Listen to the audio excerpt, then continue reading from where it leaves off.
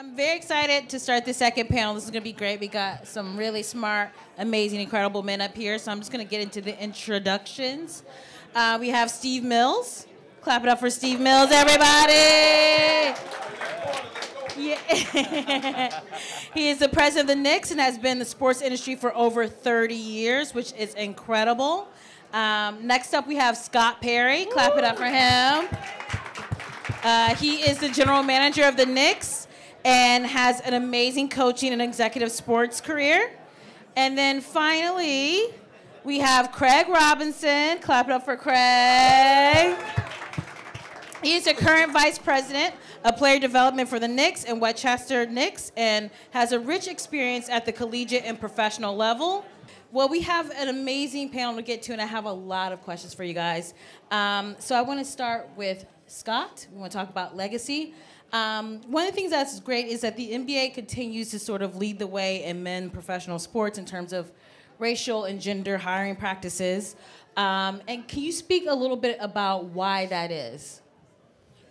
First of all, welcome to everybody. Great to see everyone out here tonight. I think it really starts with the leadership. And when you talk about the leadership, you're talking about our commissioner, Adam Silver, and Mark Tatum and company there at the league office, and many of our owners in this league that have made the commitment and value diversity and opportunities for people of color, for women. And when you think about our game, this beautiful game that so many people adore across the world, quite frankly, was built, a lot of minority players and women players have helped build this game to what it is today. And I just think the decision makers in our league and people like us up here feel that the more diverse an organization you can have, the better decisions you can make, the more reflective it is of our society and of our game. That's incredible. Clap it up for that. That's amazing and very important. Steve, this is really exciting. So tomorrow you're heading back to Long Island to visit the school where your father was the first black teacher, and there's a gym named in his honor. That is amazing. Congratulations on that. Can you talk about sort of going back there and continuing his legacy and making sure people don't lose as part of history? Yeah, thank you. Like Scott said, thank to everyone for coming. Tomorrow is going to be really special for me. I was fortunate that my father and uncle were the first two African Americans to go out to Long Island to teach at Hempstead High School. And what they were able to do was to establish a framework and a sense of community for young black kids, that there was something for them to aspire to and where they could grow up to be something important and influential in a community. And so I learned from watching how they took care of people in the community, how they taught, how they coached, and how they brought people together to empower them and make them believe in themselves. And I learned so much from them, and it gave me sort of the foresight to say that's who I want to be. I want to be someone that young people can look up to, that they can aspire to do some of the things that I've been able to do, because I was just a kid in Hempstead trying to hoop and be a good basketball player, and worked hard and had good role models. Wasn't perfect. My parents were divorced, so it wasn't a perfect way to grow up, but they found a way to raise good kids and be good role models for people in our community. So that's just really what I try to continue to do. What I think is notable about all three of you is in order to be in the position where you are, you had to have role models and people advocating on your side. I know that, Craig, that's very important to you. Can you sort of talk about the people in your life that have helped you get to this place? Sure, Phoebe, and I'll add my welcome to everyone's. Really appreciate the opportunity to speak to you guys. And when I think about my mentors and role models, it starts back when I was a kid with my parents. My mom and dad were my first role models and sort of set the stage for my development with unconditional love and a focus on excellence. They always tried to explain to us, don't be afraid to be excellent. You'll get teased about it. Sometimes you'll be chastised sometimes, and you'll be held back, but don't be afraid to be excellent. And then as my development moved on, I had several coaches who were mentors to me. Steve and I both played for Pete Carrill at Princeton. I consider him a mentor, albeit a tough one. And what I learned from him was everything is important. And you know, it sounds really simple, but everything we do is important because we get judged more, I think, than a lot of folks. So you know, and I learned that from Coach Carrill, and you know, I'm fortunate. I get to work next to another one of my mentors, is Steve Mills, and it's wonderful to be able to work with someone who I've looked up to. But we've had sort of a mentor-mentee relationship our whole time professionally when I was in business and then in coaching. So you know, I've taken a lot of things from him, and a lot of my leadership skills I've learned from watching Steve. So. Oh, I didn't know you guys had that connection. That's awesome. Yes. So I want to open this up, this next question for all three of you, because you all have very incredible positions with the Knicks. Can you sort of give some advice on how to become a leader in whatever field that you choose, so people can know, like, whether it's delegating or asking for help? Like, what are some things that you learned that you want to share about what makes a great leader?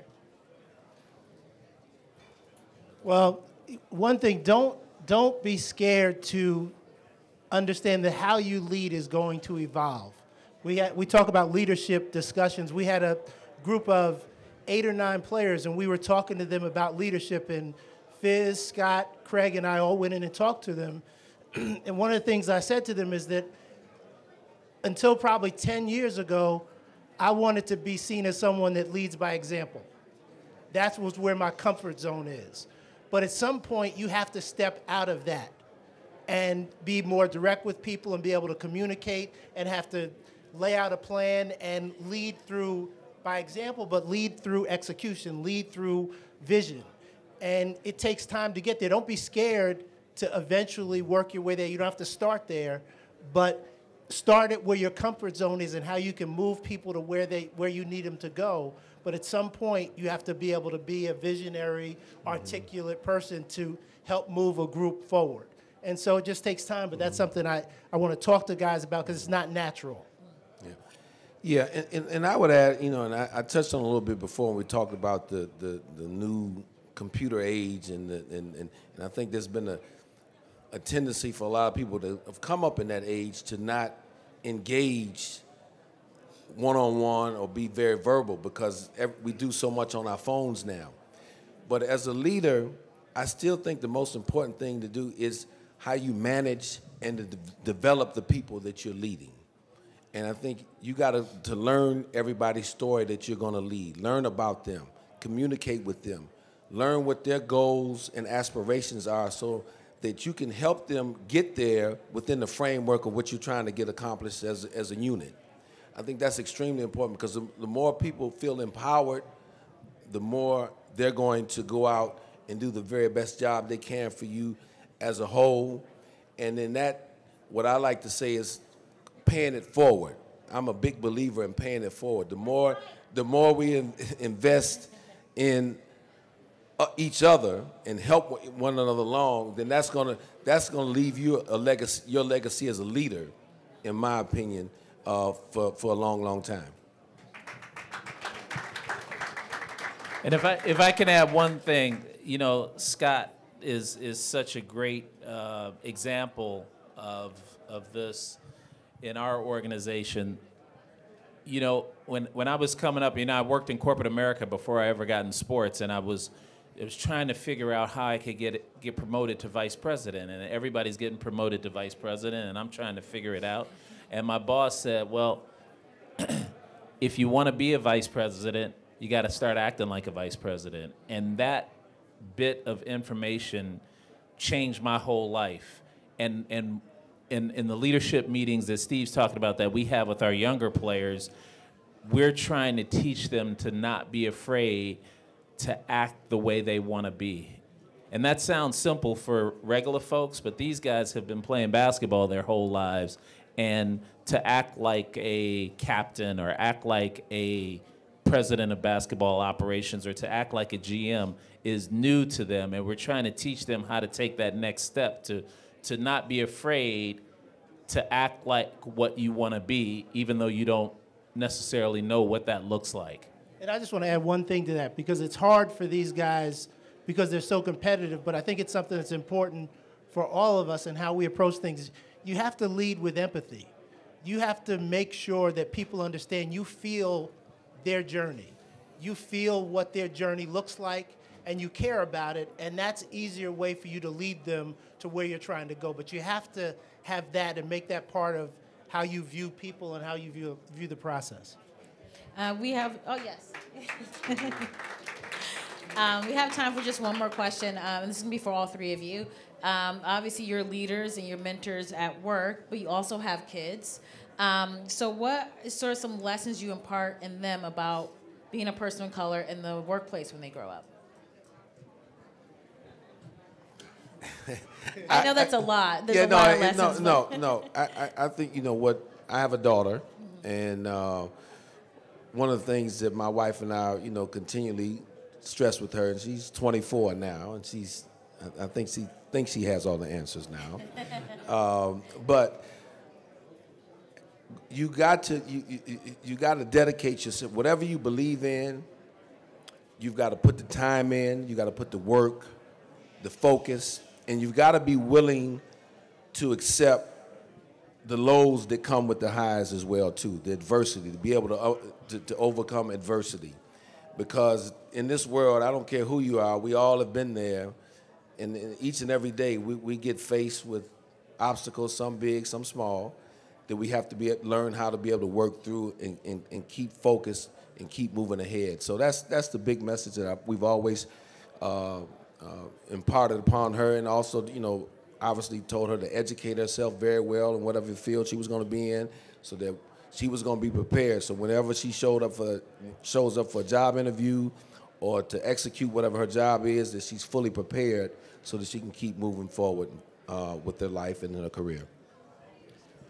And you know, I would tell my kids, I've got 4 kids. I've got 2 older and 2 younger, and I try and get this across to all of them is, first find that thing that you're most passionate about, right? And everybody talks about that now, and it's hard to do.